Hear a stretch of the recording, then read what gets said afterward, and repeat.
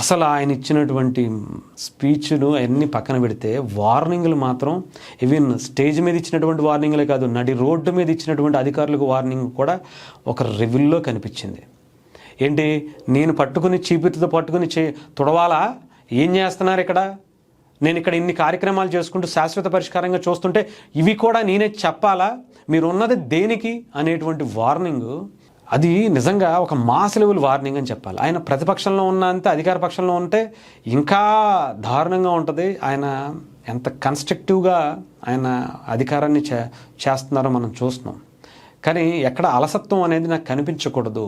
అధికారులను ఎంత దగ్గరగా చూసుకుంటారో, వాళ్ళకి ఏం కావాలో అవి ఇస్తారో, అలాగే పని కూడా అంత కఠినంగానే చేపించుకుంటారనేది నిన్న చాలా క్లియర్గా అర్థమైంది. ఏం చేస్తున్నారు ఇక్కడ, ఏంటి అసలు ఇది, నేను అక్కడేమో ఇక్కడ ఉండేటువంటి శాశ్వతంగా పరిష్కారాలు అన్నీ చూస్తుంటే ఇక్కడ లోపల ఈ చెత్తను కూడా మీరు తీయలేరా, ఈ చెత్తకు సమస్యను ఇచ్చేటువంటి పరిష్కారం లేదా, మీరు వచ్చి చేయలేరా, మీరు టీం వేసుకుంటారో ఏం చేసుకుంటారో నాకు అనవసరం, నాకు ఇంకొకసారి ఇలాంటివి కనిపిస్తే మాత్రం ఊరికనే ప్రసక్తే లేదని ఒక మాస్ లెవెల్ వార్నింగ్ ఇచ్చారు. ఇది చాలామంది తక్కువ అర్థం అవ్వాలి. పవన్ కళ్యాణ్ గారు ఏదో సాఫ్ట్గా ఉంటారులే, పెద్ద అధికారులను కూడా ఎక్కువ ఏం మాట్లాడట్లేదు అనుకున్నారు. కానీ నిన్న ఫుల్ క్లారిటీ వచ్చింది.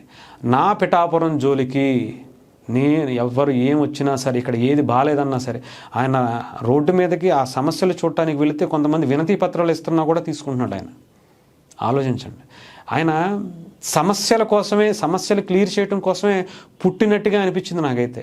అది ఎక్కడ సమస్య అయినా సరే, ఆంధ్రప్రదేశ్లో ఏ మూల ఏ సమస్య వచ్చినా సరే ప్రతిపక్ష నాయకుడి దగ్గరికి వెళ్ళడం మానేసి, ప్రతిపక్ష నాయకుడిగా ఆయన చేయాల్సినటువంటి పని కూడా ఈయనే చేస్తాడు, ఈయనే మాట్లాడేస్తాడు, అన్నీ ఈయనే చూసుకుంటాడు, ఈయన దగ్గరికి వెళ్తే చాలు ఆ సమస్య ఆయన చెవిని పడ్డా, ఆయన కంటికి కనపడ్డా ఇంక అంతే అన్నట్టుగా ప్రతి సమస్య ఆయన దగ్గరికి వెళ్తుంది.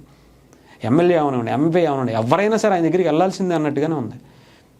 నిజంగా పవన్ కళ్యాణ్ గారు పిఠాపురాన్ని ఎంత జాగ్రత్తగా, ఎంత అద్భుతంగా మీరు చూసుకుంటున్నారంటే, ఆ నియోజకవర్గం పోను ఎలా ఉంటుందో కూడా ఆలోచించుకోవాలి. అసలు ఆఖరికి జనసేన ఆవిర్భావ దినోత్సవం కూడా అక్కడే చేస్తానని చెప్పి మీరు డిక్లేర్ చేశారు.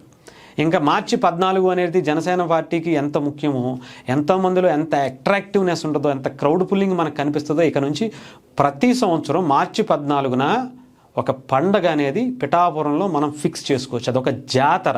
పిఠాపురంలో జనసేన పార్టీ ఆవిర్భావ దినోత్సవం అనేది ఇంకా ప్రతి సంవత్సరం ఫిక్స్ చేసుకోనేటువంటి జాతరగా మనం చూడొచ్చు. నార్మల్గా చాలా పార్టీలు ఉంటాయి దేశంలో, బట్ జనసేన పార్టీకి అంటూ ఒక ఫ్యాన్ బేస్ ఉంది. ఇంట్లో బాక్స్ కట్టుకుని ప్రచారం చేసేవాళ్ళు ఉన్నారు. ఇంటింటికి తిరిగి పవన్ కళ్యాణ్ గారు పోటీ చేస్తున్నారనేటువంటి సందర్భాలు కొన్ని వందల నియోజకవర్గాల్లో జరిగాయి 2019 నుంచి ఇప్పటి వరకు కూడా. అలాంటి ఫ్యాన్ బేస్ అందరూ కూడా సొంత డబ్బులు పెట్టి ఫ్లైట్ టికెట్లు వేసుకుని ఆఫ్రికా నుంచి, అండమాన్ నుంచి, ఎక్కడి నుంచి అయినా సరే పిఠాపురానికి దిగిపోతున్నారు. మార్చి 14 అంటే ఇంకా మనకి పిఠాపురం వెళ్ళిపోతే చాలు, అక్కడ మీటింగ్, ఆ క్రౌడ్ని చూస్తే చాలు, పిఠాపురాన్ని చూస్తే చాలు. పిఠాపురం అనేది అటు దేవుడికి క్షేత్రంగానే, అక్కడ ఉండేటువంటి దత్తాత్రేయుడికి కాదు, ఇక నుంచి పవన్ కళ్యాణ్ గారికి కూడా ప్రసిద్ధే. ఆయన నియోజకవర్గం అది అంతే. ఆ దేవుళ్ళు ఎంత ఫేమస్, ఇప్పుడు పిఠాపురం పవన్ కళ్యాణ్ గారి పార్టీ ఆవిర్భావ దినోత్సవం కూడా అంతే ఫేమస్. ఇంకా అది కూడా ఒక తిరణాలే, అది కూడా ఒక జాతరే. ఇంకా రాసి పెట్టుకోండి.